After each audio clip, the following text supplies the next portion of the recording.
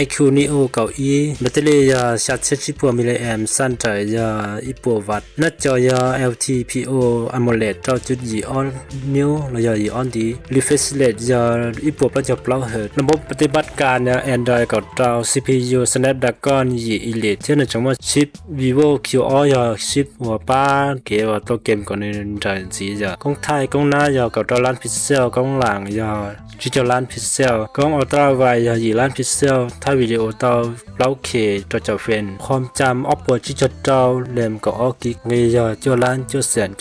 สกิบรู้สึกต้องนอนในเหมาะสมตัวจะว่าเล่นเกมดาวด้วยอ่ะอาจจะเกว่าสีเฮาหรือทั่วไปสีฮูที่ใช้ Facebook TikTok YouTube กูอยากตัวจงกันเกาหลีเถอะถ่ายดูถ่ายภาพวิดีโอเต้ในจังไหนกูอยากจังตาวจงจีไปเจอแท้อย่าลืมแล้วที่เฮาอย่าเนี่ยสนใจใส่ยัวรู้น้องน่ะล่ะกูโซเชียลได้น่ะมัวๆล่ะเท่านั้นสิตาเล่นได้แล้วที่รู้สึกต้องเฮามัวมันหาในใจเฮาอยากได้จิตาวจิป้อเฮาเกดnhớ để han thiên là cũng sao đến này nè và nó cũng là cũng tới giàu cũng bảo cũng giặc kia nè đời trong cái sẽ đây nè họ giờ sắp bảo không muốn sát thông thiên là nè thì tạm cũng chơi cũng tao không muốn chơi cũng mà đi tôi thả cho bé bao nhiêu nè